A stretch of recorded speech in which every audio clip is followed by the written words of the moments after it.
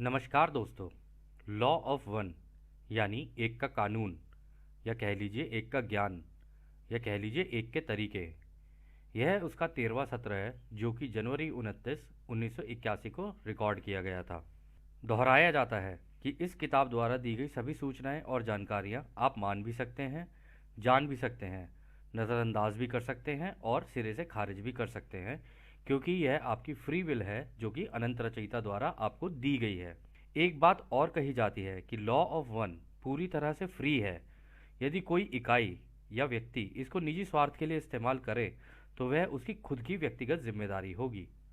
तो आगे चलते हैं, और जैसा कि राह हमेशा कहते हैं, अब हम आपका स्वागत अनंत रचयिता के प्रेम और रोशनी में करते हैं। अब हम बात करने के लिए तैयार हैं। तो पहला सवाल डॉन करते हैं। सबसे पहले मैं माफ़ी मांगना चाहूँगा क्योंकि पिछले कुछ सत्र में मैंने काफ़ी बेवकूफ़ी भरे सवाल पूछे हैं। हम ऐसा मानकर चल रहे हैं कि यह हमारे लिए गर्व और निष्ठा की बात होगी कि हम भी एक के कानून के विनम्र दूत बन जाएं। इस समय हमारा मानना है कि जिस तरह इस पुस्तक को बनाया गया है उसमें सृष्टि की शुरुआत से मानव जाति के विकास क्रम यानी इवोल्यूशन और पृथ्वी में मानव का विकास क्रम, इसके आगे का दोस्तों सुनाई नहीं दिया गया क्योंकि रिकॉर्डिंग हो नहीं पाई थी। तो फिर आगे वो कहते हैं, हर समय यह पता लगाया कि एक के कानून का इस्तेमाल कैसे हुआ। दोस्तों इसके आगे का भी सुनाई नहीं दिया क्योंकि रिकॉर्डिंग प्रॉपर हो नहीं पाई थी। तो आगे डॉन कहते हैं, यह भी हमने सोचा हमें यह पुस्तक पूरा करना है, जो भी सामग्री हमारे पास है उसे अंत तक ले जाएं। हम यह भी सुझाव देते हैं कि हम इस बुक का नाम लॉ ऑफ वन रखें और बुक के लेखक में हम रा का नाम रखें। क्या आप इससे सहमत हैं? तो रा कहते हैं, आपका सवाल अस्पष्ट है। क्या आप एक एक करके सवाल पूछ सकते हैं जिससे हम एक जैसे सहमत हों? तो डॉन कहते हैं, सबसे पहले हम सृष्टि की शुरुआत के बारे में जानना चाहेंगे, जितना पीछे हम जा सकें और आज के समय में मानव के विकास तक हम जान सकें। क्या आप सहमत हैं? तो रा कहते हैं, यह पूरी तरीके से आपकी विवेक और समझदारी का फैसला है, आप जैसा चाहें करें। तो डॉन कहते हैं, मैं चाहूँगा कि इस पुस्तक का नाम हम लॉ ऑफ वन बाई रा रखें। क्या आप सहमत हैं? तो रा कहते हैं, पुस्तक के नाम से तो हम सहमत हैं, परंतु इसके लेखक में हमारा नाम हमारे समझदारी के हिसाब से अधूरा है। हम तो बस सूचक हैं या कह लो दूत हैं, संदेशवाहक हैं। तो दोस्तों यहाँ पर रा की समझदारी का पता चलता है कि उन्हें क्रेडिट नहीं चाहिए इस चीज़ का कि भाई ये हमारा नाम लिया जाए और ये हो, जैसे हमारे में होता है कि भाई अच्छा मैंने ये काम किया है तो वही मेरा नाम हो और ये हो वो हो। इनके अंदर ऐसा नहीं है। इनके अंदर ये है कि भाई हम तो केवल दूत हैं, हम तो बता रहे हैं आपको ये इन्फॉर्मेशन, आपको चाहिए आप ले लेना, नहीं चाहिए छोड़ देना, कोई बात नहीं। तो खैर आगे डॉन कहते हैं, तो क्या आप बता सकते हैं इस पुस्तक के लेखक कौन होंगे? तो राह कहते हैं, हम तो सिर्फ विनती कर सकते हैं कि आप अपने विवेक और समझदारी की सलाह से यदि आप रा के नाम के साथ लॉ ऑफ वन के विनम्र दूत जोड़ दें तो बेहतर होगा। तो डॉन कहते हैं, धन्यवाद। क्या आप हमें बता सकते हैं कि सबसे पहली ज्ञात वस्तु इस रचना में क्या थी? तो रा कहते हैं, सबसे पहले ज्ञात वस्तु इस संरचना में या कह लो इस रचना में अनंतता है। यह अनंतता ही रचना है। दोस्तों इसको अभी हम समझेंगे, परंतु पहले हम ये सारे सवाल कर लें, उसके बाद इसके ऊपर हम देखेंगे कि ये यहाँ पे बात हुई तो क्या हुई। तो अगला सवाल डॉन करते हैं, यदि सबसे पहली वस्तु अनंतता थी तो क्या हम इस अनंतता का हम अनुभव ले रहे होते हैं? अगला कदम या अगला विकास क्या था? तो रा कहते हैं, अनंतता जागरूक हो गई, यही अगला कदम था। तो अगला सवाल डॉन करते हैं, इसके बाद क्या हुआ था? तो रा कहते हैं, इस जागरूकता के कारण अनंतता का ध्यान अनंत ऊर्जा की ओर केंद्रित हुआ। इसे आप कई नामों से जानते हैं, जैसे कि लोगोस या प्रेम। रचयिता ने जब एक जागरूक या जागरूक सिद्धांत के रूप में इस अनंतता पर ध्यान केंद्रित किया तब वह अनंत बुद्धिमानिता बन गई। तो अगला सवाल डॉन करते हैं, क्या आप अगला कदम बता सकते हैं? तो रा कहते हैं, अगला कदम अभी भी है, आपके इस स्थान समय के मायाजाल में कि वह रचना के कार्य को करता ही चला जा रहा है। अगला कदम रचनात्मक सिद्धांत के लिए एक अनंत प्रक्रिया है जो कि अपने मौलिक प्राइमल विकृतियों और स्वतंत्रता की इच्छा के कानून के द्वारा पालन करता है। इस प्रकार कई कई तरह के आयाम और अनंत रचना संभव हैं। यह ऊर्जा जो अनंत बुद्धिमानिता से चलती है उस पर रचयिता अपना सारा ज्ञान उड़ेल देता है। इस कारण अलग अलग पैटर्न बनते चले जाते हैं जो कि होलोग्राफिक होते हैं। वे प्रकट होते हैं एक रचना की तरह, बिना यह परवाह किए कि यह ऊर्जा किस दिशा में जा रही है। यह ऊर्जा के पैटर्न तब तक अपनी स्थानीय लय और ऊर्जा क्षेत्रों को नियंत्रित करना शुरू कर देते हैं।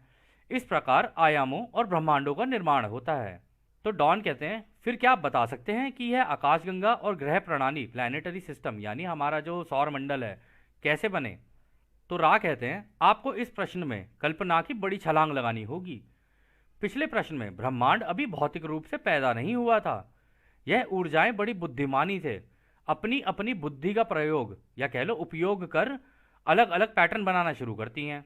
जब यह पैटर्न बनाना शुरू करती हैं तो एक जगह के फोकस के होने के कारण वह वहीं इकट्ठा होना शुरू हो जाती हैं। एक जगह इकट्ठा होने के बाद वह रचनात्मक सिद्धांत यानी कि वो रचयिता की सोच और कानून का इस्तेमाल करके आगे चलकर खुद ही सह रचयिता बन जाती हैं। प्रकाश का सिद्धांत ही रचयिता की बुद्धिमानिता या कह लीजिए बुनियादी संरचना होता है। इसी को रचयिता का प्रेम कहते हैं। यही कांपता हुआ प्रकाश बिल्डिंग ब्लॉक्स कहलाता है, जिसके कारण भौतिक पदार्थ बनने शुरू होते हैं यानी कि चीजें बननी शुरू होती हैं, जैसे कि पेड़, पहाड़, झरने, पानी, जितना भी आप सोच सकते हो, आकाश, जो सोच सकते हो इसके बारे में बात हो रही है। यह प्रकाश जो कि बुद्धिमान होता है और पूरी ऊर्जा से भरी होती है, ये खुद ही अपने आप को रचनात्मक रूप से इस्तेमाल करते करते अपनी ही रचना को बनाना शुरू कर देते हैं। इस प्रकाश के प्रेम के अपने अपने तरीके होते हैं, जो कि पूरे अनंतता के अंदर यह एक सीधी रेखा में चलना शुरू होते हैं। वहां से उनका विभाजन होना शुरू होता है और वे अलग अलग दिशा में चलने लगते हैं। अलग अलग दिशा में चलने के बाद भी एक जगह इकट्ठा होना शुरू होते हैं। इस विरोधाभास के कारण ही अलग अलग आकार के इकाइयों जैसे कि सौरमंडल, आकाशगंगा और ग्रह बनते जाते हैं, जैसे कि लेंटिकुलर घूमते हुए। तो दोस्तों यहाँ पर जो बात हो रही है, यहाँ पर बात हो रही है कि रचयिता ने रचना कैसे की। तो अब हम इसको थोड़ा समझने की कोशिश करते हैं कि हुआ क्या, ब्रह्मांड में हुआ क्या। तो दोस्तों सबसे पहले ये एक रहस्य ही है पूरे ब्रह्मांड का कि सबसे पहले क्या था। सबसे पहले था वन ओरिजिनल थॉट यानी एक असली सोच। ना तो अंधेरा था, ना उजाला था, ना ग्रह थे, ना आकाशगंगाएं थी, ना ब्रह्मांड थे, कुछ नहीं था। बस एक सोच कहीं पे पैदा हो गई, कहीं पर। अब आप कहोगे सोच, किसकी सोच? यही सबसे ज्यादा रहस्यमयी बात है। रा भी आगे कहेंगे कि सारी चीजें रहस्य में इसलिए तब्दील हो जाती हैं क्योंकि किसी को नहीं पता कि सोच आई तो आई कहां से। ये कोई भी नहीं जानता, पूरे ब्रह्मांड में कोई भी नहीं जानता। तो एक सोच आई तो फिर हुआ एक धमाका उस सोच के अंदर। मतलब उसका, उस सोच का खुद का दिल धड़का एकदम से, और उस धड़कन से हुआ एक धमाका बड़ी तेज, जिसे हम अंग्रेजी में बिग बैंग थ्योरी भी बोलते हैं। तो जैसे ही वो धमाका हुआ तो चारों दिशाओं में जहां से हुआ ये धमाका, चारों दिशाओं में चार, जो हमने आपको पहले बताई थी ना, प्राइमल फोर्सेस या कह लो कि चार ऊर्जाएं, वो ऊर्जाओं के रूप में फैल गया चारों तरफ। ठीक है, और वो इतनी महीन ऊर्जाएं हैं कि दिखेंगी नहीं आंख से। जब हमने आपको बताया ना कि यदि आप आंख मूंदोगे तो फिर वो थोड़े छोटे छोटे से कण कण से होते हैं, वो दिखने लग जाते हैं, चमकते हुए दिखेंगे और फिर गायब भी हो जाते हैं वो। अब वो हर चीज में है, टेबल, कुर्सी, चेयर, जहां पर आप जो सोच सकते हो वहां पर है। तो हुआ क्या, ये बिग बैंग होते ही ये तरंगे चारों दिशाओं में फैल गई। ठीक है, और ये जो सोच थी, ये सोच भी नहीं तरंगों में घुल मिल गई। मतलब अब किसी को ये भी नहीं पता है कि ये सोच कहाँ हुई, बस सबको ये पता है धमाका कहाँ हुआ है। पूरे ब्रह्मांड में सबको ये तो पता है कि धमाका कहाँ हुआ था, लेकिन ये सोच कहाँ गई? ये सोच इन चारों जो प्राइमल फोर्सेस हैं इन्हीं के अंदर ही मिल गई आपस में। ये चारों जो फोर्सेस निकली, जो इसके अंदर से जो चारों तरंगे निकली, वो थी स्टैटिक मैग्नेटिक फील्ड यानी ठहरा हुआ चुंबकीय क्षेत्र। फिर दूसरी हुई इलेक्ट्रोस्टैटिक फील्ड यानी ठहरा हुआ विद्युत क्षेत्र, यानी इसके अंदर करंट भी है। ठीक है, इलेक्ट्रोस्टैटिक की जहां बात होगी करंट की बात होगी, स्टैटिक मैग्नेटिक फील्ड की बात होगी तो चुंबक के जैसी है, ये चुंबक के जैसी है लेकिन ठहरी हुई है। फिर है इलेक्ट्रोमैग्नेटिक वेव यानी लहर की तरह है, विद्युत चुंबकीय लहर। लहर जैसे आप समुद्र की लहर देखते हैं ना दोस्तों, बिल्कुल वैसी है, लहर भी चलती रहती है ये। ठीक है, फिर उसके बाद है रेजोनेटिंग इलेक्ट्रोमैग्नेटिक फील्ड यानी कांपता हुआ विद्युत चुंबकीय क्षेत्र। ये जितनी भी चीजें हैं ना, ये सारी की सारी एक दूसरे के साथ घुली मिली हुई हैं। ऐसा नहीं आप एक को छेड़ोगे तो दूसरी पे असर पड़ेगा, किसी को भी छेड़ दो आप, असर सब पे पड़ेगा एक साथ ही। और रचना तब तक नहीं हो सकती जब तक ये आखिरी वाली ना हो, रेजोनेटिंग इलेक्ट्रोमैग्नेटिक फील्ड। तो हुआ क्या, सबसे पहले बना अंधेरा, कुछ नहीं बना था, अंधेरा बस। पूरे ब्रह्मांड में अंधेरा ही अंधेरा था और इस तरीके से सारी ऊर्जाएं फैल गई। जैसे आपको दिख रही हैं ये तरंगे सी जा रही हैं। इसके अंदर हम एक चीज़ और कर सकते हैं अगर हम करना चाहें तो। क्योंकि उन्होंने बोला कि लहर भी है, तो अगर हम लहर के लिए इसको यहाँ से ऐसे बना लें कि जी इसके अंदर लहरें भी चल रही हैं, ऐसी ऐसी लहरें भी चल रही हैं जी, ऐसे ऐसे ऊपर नीचे ऐसे लहरें भी चल रही हैं। ठीक है। लेकिन ये इतनी महीन है ना, इतनी महीन है कि आप अंधेरे में भी जाओगे ना तो अंधेरे में भी है, जब आप रोशनी में जाओगे तो रोशनी में भी है। परंतु ये जितनी भी है ना, ये छोटे छोटे कण सारे के सारे ऊर्जा के बने हुए हैं। ऊर्जा, बस ये ऊर्जा ही है और ये ऊर्जा ही पूरी की पूरी स्रोत है। तो इसलिए हमने यहाँ पर भी इन्फिनिटी का साइन दे दिया, इन्फिनिटी मतलब अनंतता, और यहाँ पर भी इन्फिनिटी का साइन दे दिया, अनंतता। आप सोच रहे होंगे केवल इतने से क्षेत्र के अंदर है, नहीं। ये तरंगे जब वो ब्रह्मांड में धमाका हुआ, जब वो धमाका हुआ तो वो धमाके की आवाज जहां जहां तक चलती चली जा रही है ना, फैलती चली जा रही है, फैलती चली जा रही है। इसलिए ये अनंत है, ये कभी खत्म नहीं हो सकती, इसका कोई अंत नहीं है। और इसी के अंदर की अंदर सारी रचनाएं होती रहती हैं, सारी रचना इसके अंदर ही होगी, इसी अंधेरे के अंदर। और ये चारों जो फील्ड है ये एक दूसरे से ऐसी घुली मिली हुई है, ऐसी घुली मिली हुई है कि आप इन्हें वैसे नहीं पता लगा सकते। लेकिन हाँ, ध्यान अवस्था में अगर आप जाओगे तो आपको ये धमाका भी दिख जाएगा वहां पे कि कब हुआ, कैसे हुआ। अरबों खरबों साल पहले हुआ ये, मतलब इनकी इसकी कोई वो नहीं है, गिनती नहीं है। इसलिए आपने सुना भी होगा कि ये जो रचयिता है ना, ना तो इसका कोई छोर है, मतलब ना तो इसकी कोई शुरुआत है और ना ही इसका कोई अंत है। क्योंकि धमाका होने के बाद ना किसी को नहीं पता, ये तो पता है कि हाँ जी इस जगह पे ये धमाका हुआ था, लेकिन ये नहीं पता है कि धमाका होने के बाद रचयिता खुद ही इसके अंदर, यही पूरी फील्ड जो है रचयिता बन गई। ये इन्होंने अपने आप को तरंगों में बना लिया रचयिता ने, सोच सोच मतलब सोच का धमाका था वो, तो इसी के अंदर ही बना लिया। फिर क्या हुआ, जैसे कि उन्होंने कहा ना कि भाई धीरे धीरे फिर इसी रचयिता ने, इसी अंधेरे में, रचयिता को अंधेरा भी पता है, रोशनी भी पता है, दोनों चीजें पता है रचयिता को। इसलिए कहा जाता है कि पूरे ब्रह्मांड में रचयिता से ज्यादा ज्ञान किसी के पास नहीं है, किसी के भी पास नहीं है। सब रचयिता का ज्ञान ही सीखने के लिए आए हुए हैं, चाहे इस धरती पे हो चाहे किसी और ग्रह पे हो, सब यही जानने में लगे हुए कि रचयिता ने ये जो रचना की है हमें भी सीखनी है, हमें भी अपनी अपनी रचनाएं बनानी है। और रचयिता ये ही चाहते हैं। रचयिता कहते हैं कि भाई जब मैं रचना करना बता सकता हूं तुम लोगों को, अगर तुम सीखना चाहो तो, क्योंकि मैंने तुम सबको आज़ादी दे दी है। तो रचयिता ने सब क्या किया, रचयिता की भाई खुद की भी आज़ादी थी, क्योंकि फ्री विल का कॉन्सेप्ट ऐसा तो है नहीं कि जी हमारे ऊपर ही लगेगा। ये खुद रचयिता के ऊपर भी है लगा हुआ, कि रचयिता भी किसी को ये नहीं कह सकते कि तू ऐसा कर और ऐसा ना कर। रचयिता भी मांग ही सकते हैं और पूछ ही सकते हैं, रचयिता को भी इतना ही आता है। ठीक है। तो उन्होंने क्या किया कि रचयिता ने अपनी ना सोच को, अब जैसे मान लीजिए ये ना पूरा का पूरा ये जो आपको दिख रहा है ना, ये अंधेरा है, इसको अंधेरा मान लीजिए। अब इस अंधेरे में एक काम करते हैं हम, इसी अंधेरे के अंदर जो रचयिता थे उन्होंने क्या किया, उन्होंने अपना ध्यान केंद्रित, मतलब ये आप सोच रहे होगे कि कोई बाहर से बैठ के कर रहा होगा, नहीं, ये ही अंधेरे ने एक जगह पे अपना ध्यान केंद्रित करना शुरू किया। और आप ये सोच के चलिए कि जैसे ये छोटा सा गोला सा बना रखा है ना, यहाँ पे पूरा ध्यान केंद्रित कर दिया अपना, पूरा का पूरा। ठीक है, पूरा का पूरा। और अभी आपको ये लगेगा कि हम लोग यहाँ पे कर रहे हैं, लेकिन ये इस तरीके से नहीं हुआ था। हम इसको ऐसे फैलाते हैं, देखिए चारों तरफ, हम ये कहते हैं कि जी ये पूरा अंधेरा है, इसके अंदर ये जो है ना, ये पूरा का पूरा गोला सा जो है, ये इसको अभी हम फैला देते हैं, हम कहते हैं कि हमें दिख ही नहीं रहा है, अभी कुछ नहीं दिख रहा है, ये गोला है, अभी आपको इसमें दिख रहा होगा। लेकिन आप ऐसे सोच के चलिए जी, ये गोला ना बाहर से रचयिता ने इसी अंधेरे के अंदर खिंचाव करना शुरू किया, अपनी सोच का खिंचाव करना, केंद्रित करना शुरू किया। तो ये ऐसे अंदर अंदर अंदर अंदर केंद्रित होते होते होते आई ऐसे।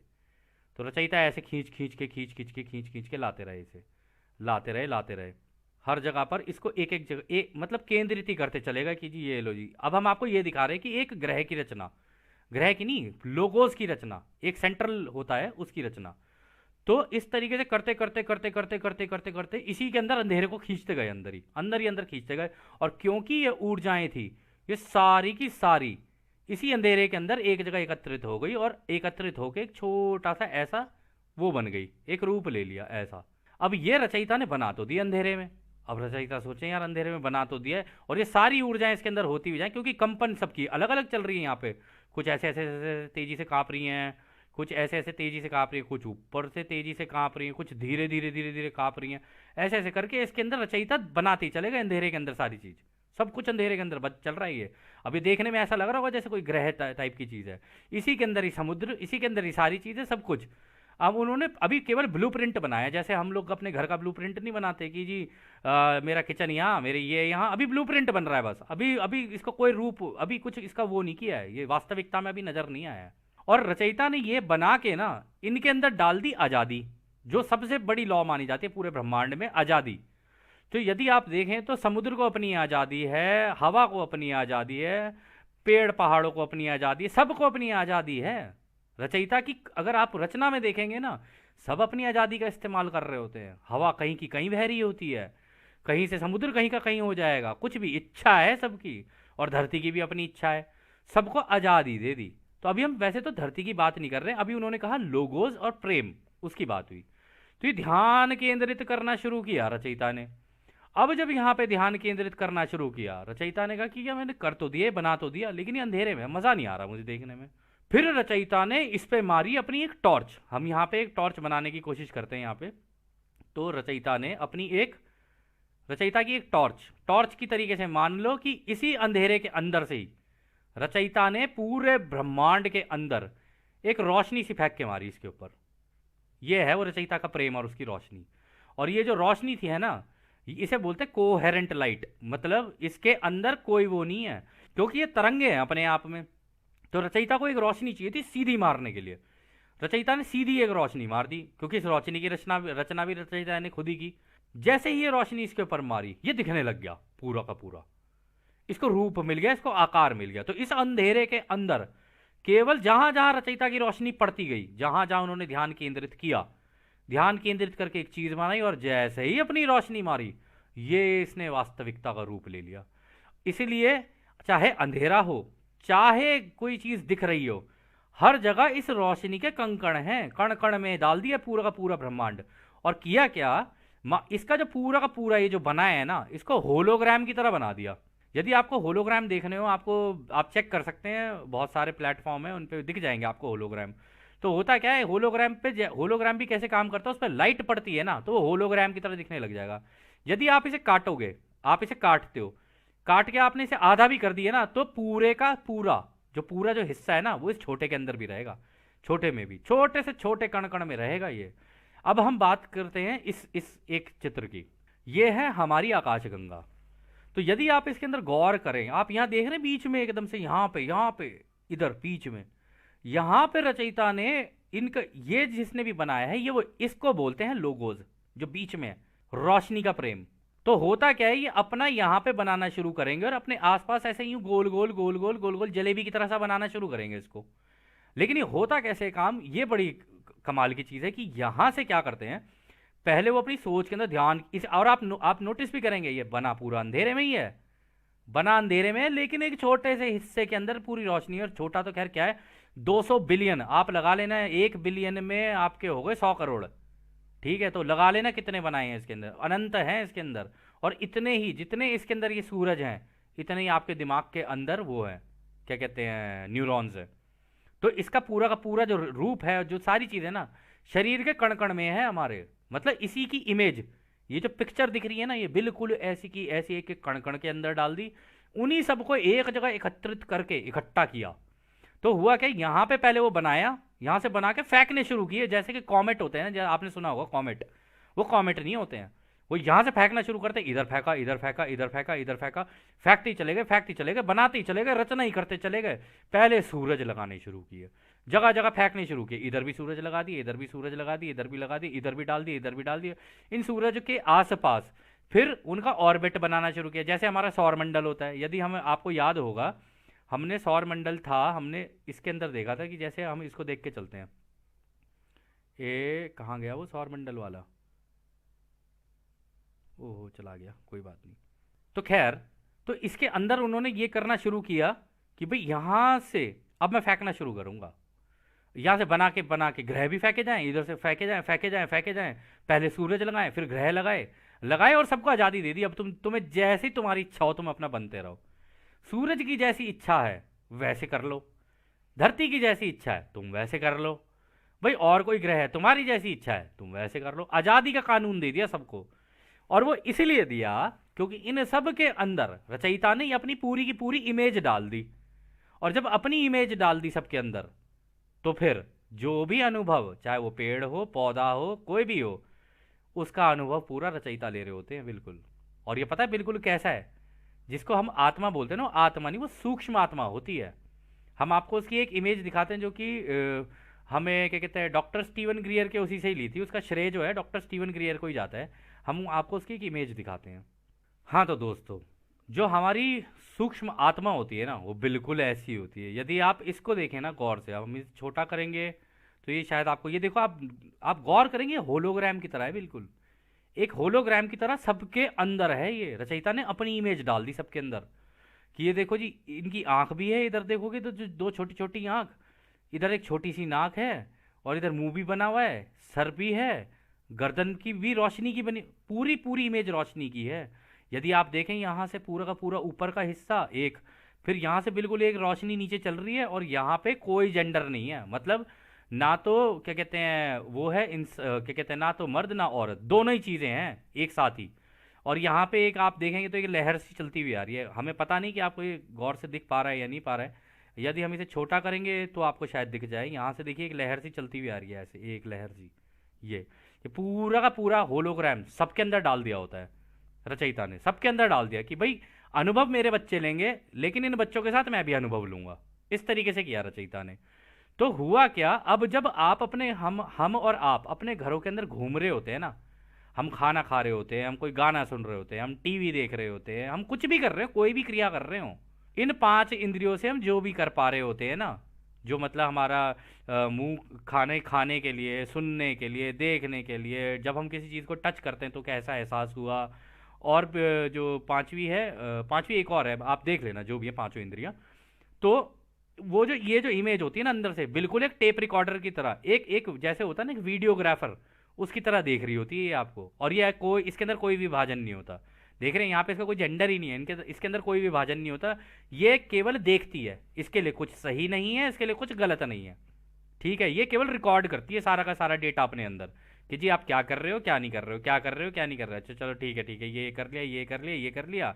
और ये सारा का सारा अनुभव रचयिता के पास जा रहा होता है लाइव, हमेशा लाइव होता है ये, हमेशा लाइव। और आपको याद होगा उन्होंने कहा कि अपना प्रेम और अपनी रोशनी, तो आप वास्तविकता में ये प्रेम और रोशनी के ही बने हो हमारे दोस्त।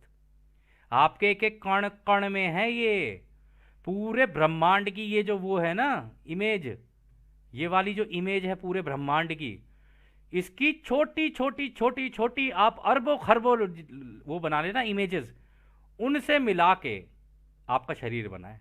आपको लगता होगा कि ये तो भाई हमने बच्चे पैदा किए और ये किए वो किए, नहीं। एक बच्चे के से लेके एक बड़े के अंदर तक इस पूरे ब्रह्मांड की फोटोकॉपी लगी होती है अंदर, एक एक कण के अंदर होती है, चाहे वो समुद्र का कण हो, और जितने समुद्र के कणों का आप अंदाजा लगा सकते हो ना, इतना अनंत है ब्रह्मांड। और ये सोच लो, ये तो तब है जब आप उसको तो फिर भी काउंट कर लोगे, मतलब आप गिन सकते हो, इसको गिना नहीं जा सकता दोस्त, गिना ही नहीं जा सकता, क्योंकि अनंत है। अंधेरा चारों तरफ ही फैला दिया रचयिता ने, और उसके अंदर जहां ध्यान केंद्रित कर दे, खींच ले, वहां पे रोशनी का ये बने। फिर उसके अंदर से एक ग्रह बनाया, उसके अंदर से एक सूरज बनाया, फेंका, ये बाहर जाके लग गया। इसके चारों ओर एक सौर मंडल बना दिया, ठीक है, एक और बनाया, फेंका, यहां से यहां फेंका, चलो एक और सूरज लगा, इसके चारों ओर सौर मंडल लगा दिए। अब यहां से एक निकाला, एक यहां फेंका, फिर उसके चारों ओर सौर मंडल लगा दिए, और सौर मंडल मतलब ग्रह लगा दिए। अब उन सब के पास आज़ादी दे दी कि भाई मेरे को भी आज़ादी है बनाने की, तुम्हें भी आज़ादी है बनाने की। और वास्तविकता में दोस्तों, कभी आप अपने ऊपर गौर करेंगे ना, आप जब हाथ उठा भी रहे हैं ना, तो कुछ ना कुछ हो रहा है, कोई ना कोई रचना हो रही है उस वक्त। आप मुंह से बोल रहे हैं ना, तब भी कुछ रच रहा है। आप जब किसी की तरफ देख रहे हैं तब भी कुछ घट रहा है। तो यानी रचना चले जा रही है, चले जा रही है, इसका कोई अंत नहीं है। और जैसा कि हमने बताया कि रचयिता ने अपनी ये इमेज डाल दी सबके अंदर, और जब सबके अंदर ये वाली इमेज डाल दी, देखो इसकी आंखें हमें बड़ी सुंदर लगती हैं, ये हमने डॉक्टर स्टीवन ग्रियर की उससे लिया था, और इसका श्रेय उन्हीं को ही जाता है। क्योंकि वो जब ध्यान अवस्था में थे तो उन्होंने, जब ध्यान अवस्था में थे तो इनसे कांटेक्ट किया उन्होंने, तो ये ही रा जो हैं उन्होंने कहा, उन्होंने एक सेशन के अंदर बोला था कि लाइट बीइंग्स हैं ये, मतलब ये रोशनी के बीइंग हैं, रोशनी के लोग हैं। और रा ने भी हमें इसी किताब के अंदर ये कहा था कि हम तो रोशनी के दिखते हैं, प्योर, हम रोशनी के हैं। और ये दोस्तों, ये कितना भी बड़ा रूप आकार ले सकते हैं और कितने भी छोटे हो सकते हैं। ये स्वतंत्र इच्छा से काम करते हैं अपनी, फैल भी सकते हैं, छोटे भी हो सकते हैं। हम, आपको याद होगा, हमने रामायण में देखा था कि जी हनुमान जी छोटे भी हो जाएं और बड़े भी हो जाएं।